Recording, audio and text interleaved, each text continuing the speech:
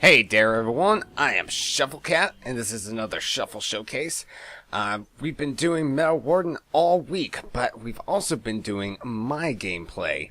So, very thankfully, Megachair was playing in a tournament with myself and Rebrag, and this is from the qualifiers, I believe it is, and I asked him if I could commentate his replay, his perspective, when he was playing MetalWarden. So here we go, we're actually going to get to watch Megachair's MetalWarden, which is pretty cool in my opinion, because, you know, you usually get to watch me just playing MetalWarden and stuff, and it's just my perspective and kind of my opinion and stuff. But this time we get to watch somebody else, see what their play style is, and as you can see, so far it looks like Megachair kind of has a pretty similar style to myself. He seems to stick along with the M1 kind of pressure in the beginning. I don't see him using the energy leash in the start. It's kind of like a bit like playing a melee in some ways. MetalWarden is so strong against melee. Oh, let me switch back. There we go. It's so strong in melee that does seem where you want to be. And of course, also controlling melees using your space is just such a huge amount of pressure that you can gain, and a lot of control, of course.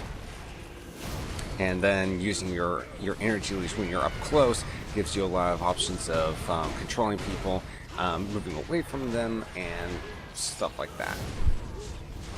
Looks like he does charge up his M2 all the way. In fact, I've been kind of noticing that about myself, is that I don't charge my M2 all the way. And I find that interesting.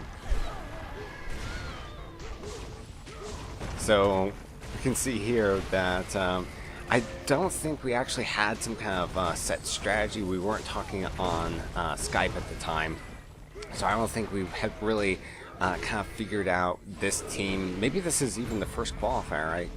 I don't remember in what order we were playing this, but this was from earlier today. Earlier this morning we were playing this these games here. But what I'm saying is that we haven't necessarily figured out how to play it. I think mostly from here on out it was actually myself who made quite a bit of changes, because I decided instead of just tunneling onto the pump, I was going to kind of give a little bit more support. So now we're just going to kind of see what Megachair has decided to do.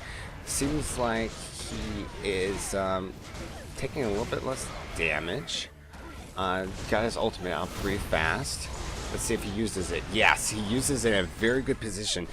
Using it in a corner right here, that was very nice of him to do that. Or not nice to the opponents, obviously, because then they couldn't escape into the corner. So then he kind of body blocked people, and also keeping them in there using that. That's pretty good. So that was definitely a game changer, having both the Glutton and the Thorn in his ultimate at the same time. Very well played right there. So that brings us up to our first victory. We'll see if we can turn this around and get ourselves a 3-2 maybe. Okay. Let me see if I'm still on. There we go. Okay. So we're going to see how quickly he can get his ultimate up this time. See him switching over. Now he's going into kind of like an energy leash into spell block combo, which is pretty good. Of course, still keeping up the pressure with that space of his. Managed to keep the Glutton off of the Alchemist. He's doing a very good job at peeling here. And of course, the Thorn, myself, lending some support in that area. There we go, also once again with the ultimate on the Glutton, finishing off that Thorn. And from here should be able to just pressure down the pomp, or keep that Glutton real low and take him out right there. Very nice. And it seems like this team, once there's one person left, they just let it go from there. Okay, so we're tied up, and the winners of this next round will be the winners of the qualifying game, giving us just a couple more points and ensuring that we'll actually be qualified and that sort of thing. Anyway, so kind of saw him moving over into this direction. I have to wonder if he tries to put himself behind the thorn on purpose so that he knows that I can body block people or something similar to that. Managed to, I believe that was one engagement against that thorn there, because he put on M1 pressure, just kind of kept on hitting them, even though you're within melee range with a melee, and you're a ranged character, kind of, sort of. I guess you could say that MetalWarden works better in a melee situation. So there we are with the first game, and we're going to go into the second one. I actually have another one with Megachair, so we're going to go into that.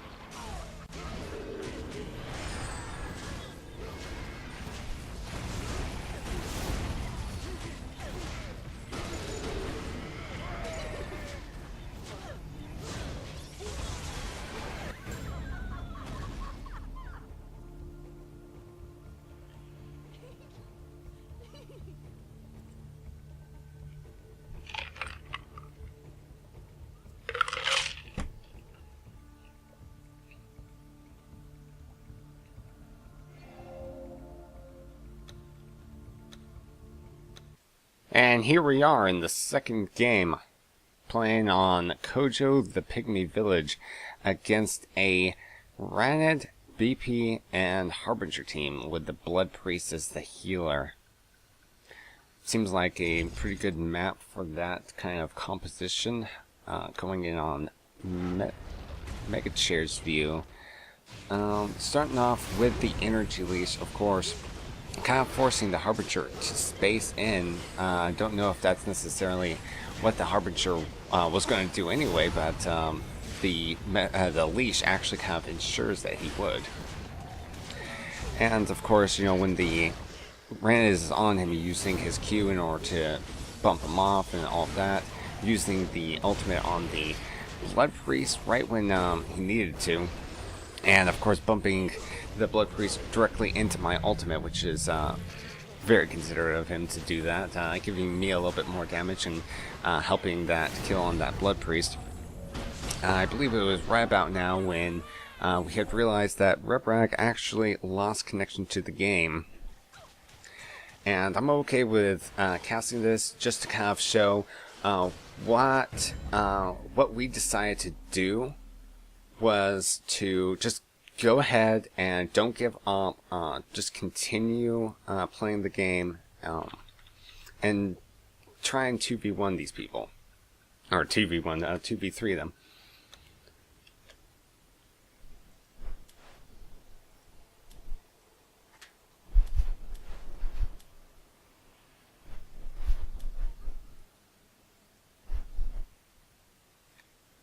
And I think it's kind of like a lesson in don't give up, even when you're 2 versus 3. Don't, and especially if one of your teammates is disconnected.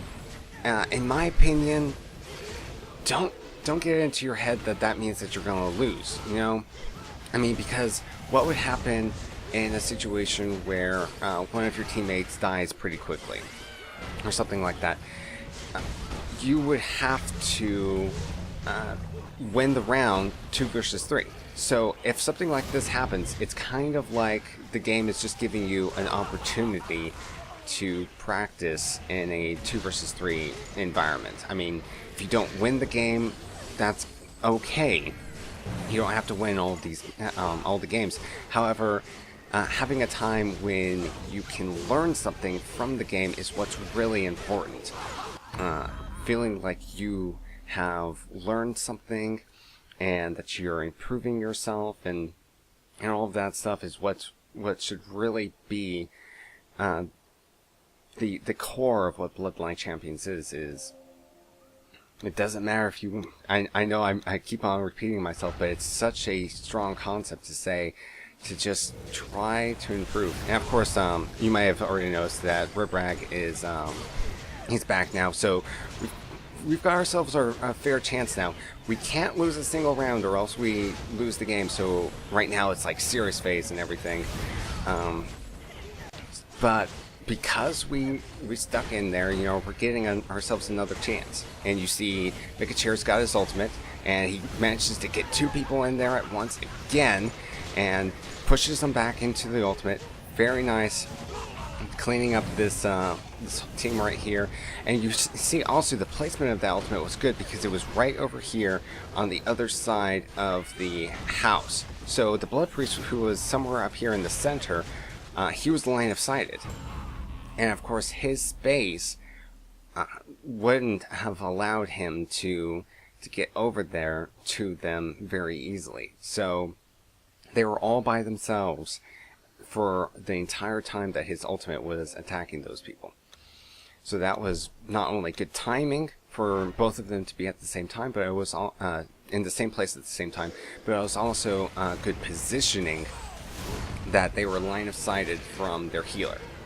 It's very important that if somebody is taking damage as a target, that also their healer is nowhere to be found in order to help them, that their healer is taking more time trying to get to them or peel off pressure or something like that than actually helping people. And that's actually another good point, is her Q ability actually weakens people by 33%. So if you imagine it kind of like it, you can hit somebody with that weaken and they do less healing. And when you hit somebody with an M1, yeah, it does knock them back, but it also it consumes, let's see, right here it says that your M1 consumes the molten metal. And if you didn't hit them with an M1, it actually lasts for 4 seconds. So you can reduce somebody's healing for 4 seconds by 33%. Just by hitting somebody with your Q. So what you can do, what you can use your Q for, is you hit you hit the healer, and then you jump onto or switch over to some other target, and then you start DPSing them down. The healer is doing 33% less healing, so he's not going to be able to help that person out as much. Plus also, at the very end of it, you can interrupt one of his heals by knocking him back. You could potentially also knock him back behind a pillar or something like that, and that would definitely help out bursting down whatever target you have. Especially if that target doesn't have any outs or defensive abilities that are going to persuade you from not dealing any more damage. And it's that sort of thinking that can be the difference between dealing a little bit of damage and having it all mitigated, or dealing a whole bunch of damage and then actually getting the kill. And it's just tiny things like that that can't really be explained. It's just situational. If this happens or if that happens, and it's not explainable in a guide. But enough of that rambling. This is the end of game number 2, so that's us done for the replay segment. Big thanks to Megachair for letting me use these replays. I asked him and he said no problem. It's a good idea to have different perspectives in our video, and I hope to kind of get a lot of different kinds of gameplay and perspective on this show. Okay, so that's that. A while back I made a video about whether or not you can use medallions during spell block. Well, that led to the natural question, can you use medallions while you're silenced? I did a couple of tests with easy bots, which weren't cooperating at all, I might have to add. But anyway, I did test, and as it turns out, you can't use medallions while silenced. However, you can still use your breakstone medallion in order to get out of it. So, there we go. Here's something interesting I noticed while I was playing MetalWarden with a friend of mine. MetalWarden's energy leash shoots a beam at anyone within reach. This includes invisible people, such as Randed. This means that if a gunner cloaks, or if a Randed is moving in for the stun, you have a chance at guessing where they are and maybe get a shot off to counter them. Anyway, that is all for today, and see y'all next time.